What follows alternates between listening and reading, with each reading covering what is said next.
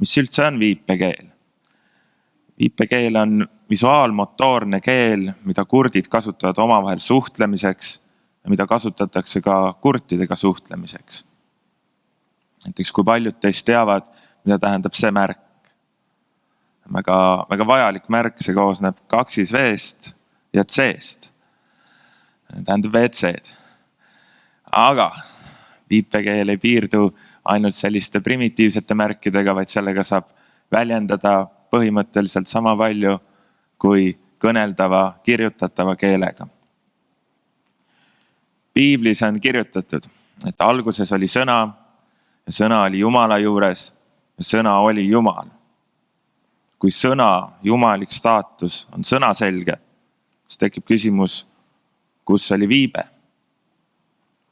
Ajalooliselt on viipekeelt nähtud peamiselt kui primitiivset märkide ja miimika keelt, mis justkui annab edasi seda, mida antakse edasi kõneldava, kirjutatava keelega.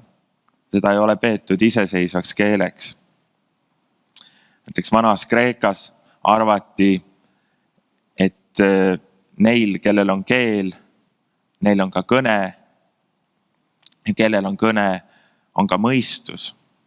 Aga neil, kel keelt ei ole, neil ei saa seega olla ka mõistust.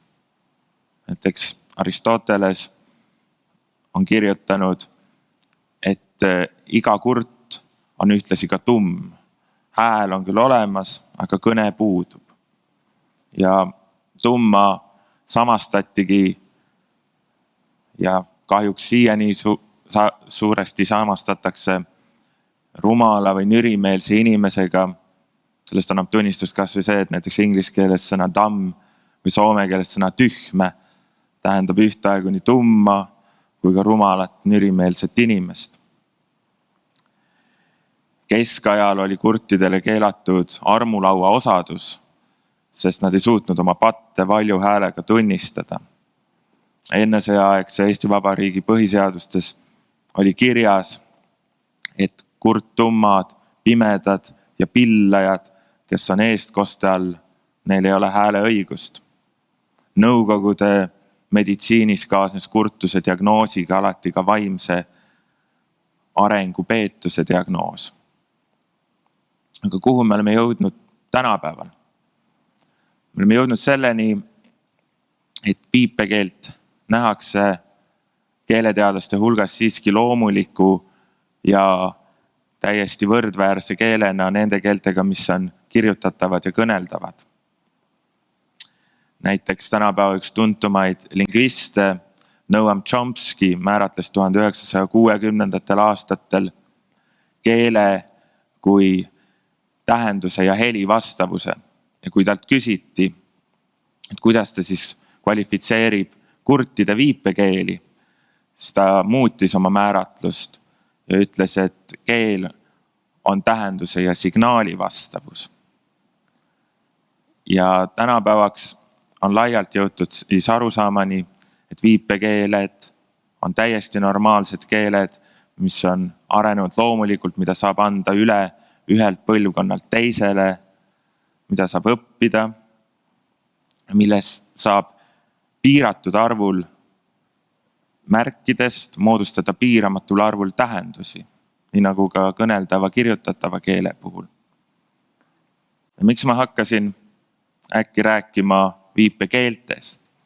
On sellepärast, et vastupidiselt laialt levinud eksiarvamusele ei ole viipekeel universaalne ega internatsionaalne, vaid on palju viipekeeli.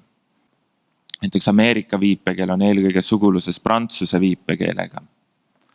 Seda sellepärast, et kunagi 18. sajandil läksid just prantsuse õpetlased Ameerika Ühendriikidesse, mis olid äsja iseseisvaks saanud, kurtide koole rajama. Soome viipekeel arvatakse olevat arenenud Rootsi viipekeelest. Paljud arvavad, et Eesti viipekeel on suguluses vene viipekeelega. Ja seega me oleme aru saanud, et viipekeeli on palju. Eesti viipekeel on ka üks loomulik keel, mis on registreeritud ka maailma keelte registris. Seda saab õppida Tartu Ülikoolis saab õppida viipekeele tõlgiks, eesti viipekeeles endas saab õppida näiteks Tartu Hiie koolis või Tallinna Helene koolis. Aga kus on siis probleem eesti viipekeele õigusliku reguleerimise osas?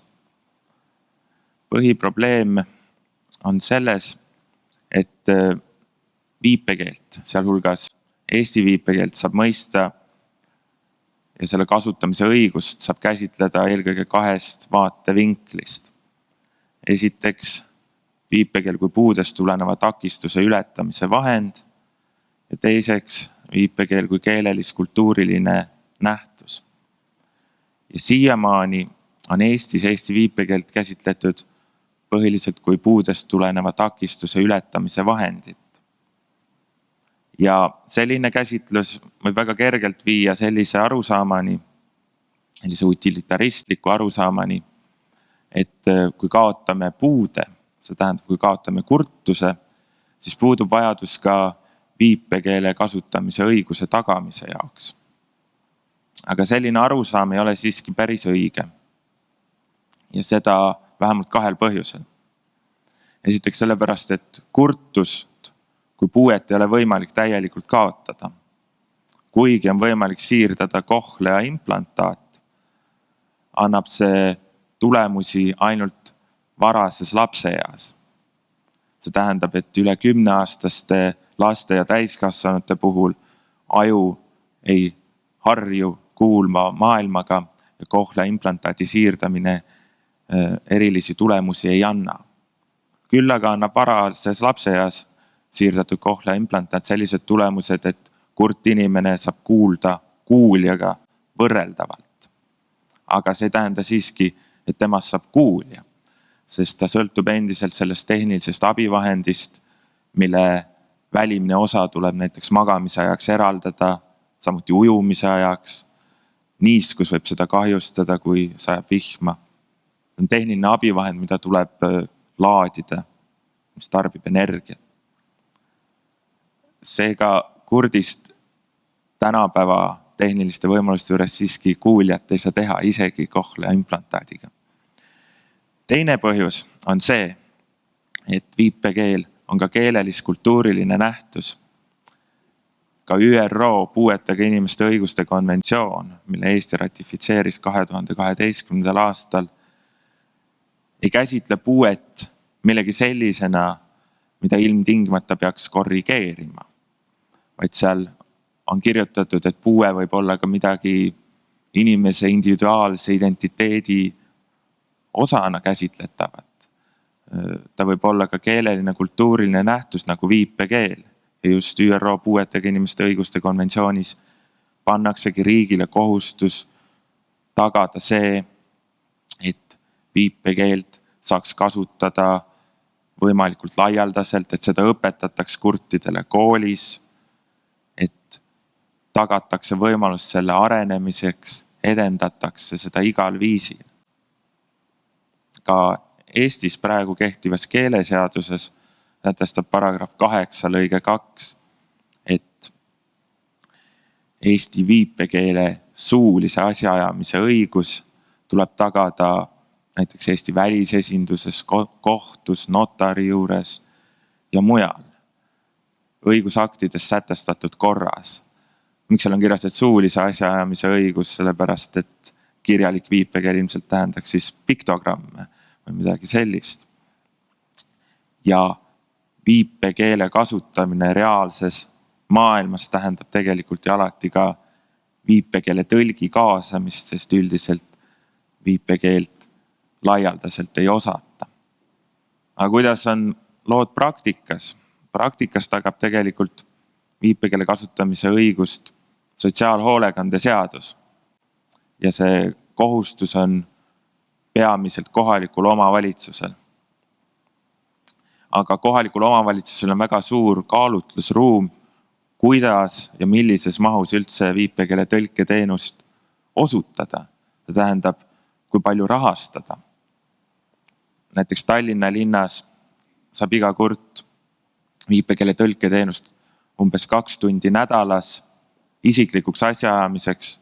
Seejuures isiklik asjaajamine võib tähendada väga erinevaid asju. Ning lisaks tuleb see aeg eelnevalt broneerida ja need aegu ei ole piiramatult, vaid need ajad võivad siis täis saada.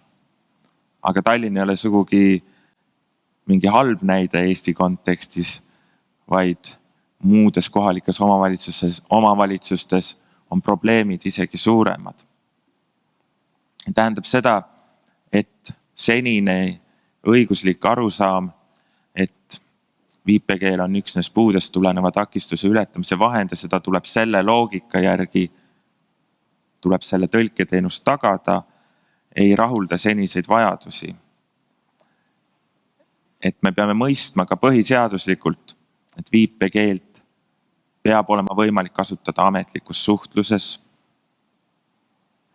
Eesti viipekeeles peab olema õigus saada haridust.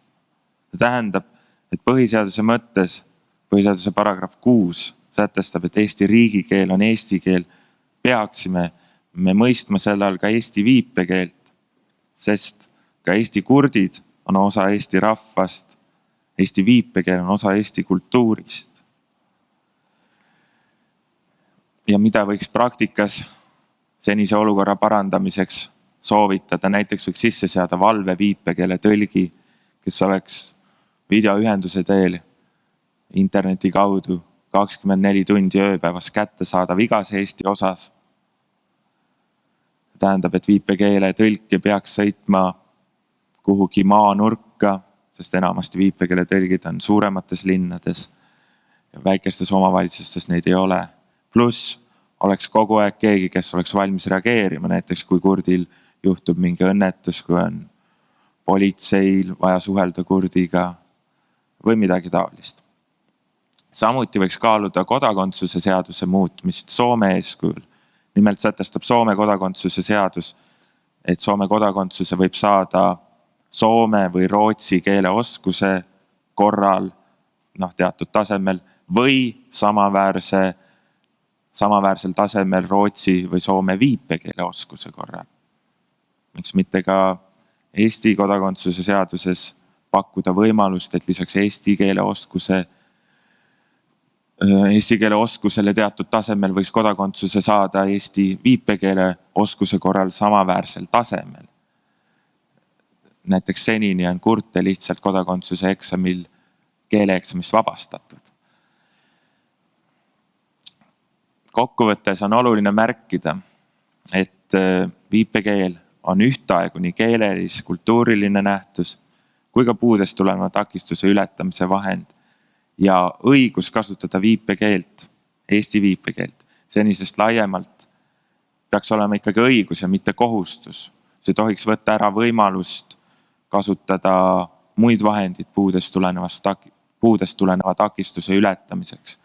Näiteks ei tohiks võtta ära initsiatiivi kurtidel omandada eesti kirjakeelt. Nad ei tohiks muutuda viipekeele tõlkide kahvatuteks varjudeks, kes ei suuda kuulvas maailmas muud moodi informatsiooni hankida ega ennast kuidagi väljendada kui ainult viipekeele tõlgi abil. Ja kui ma alguses märkisin, et piiblis on kirjutatud, et sõna oli Jumala juures ja sõna oligi Jumal, et kus oli siis viibe, siis võib vastata, et viibe oli vähemalt samavõrd jumalik, sest sageli ongi traditsioonides viipekeelt peetud ürgseks ja üllaks keeleks, mis kasutab võimsaid ruumilisi kujundeid, mis ilmselt on inimkonna algupärane keel ja seega Jumalale kõige lähemal. Aitäh!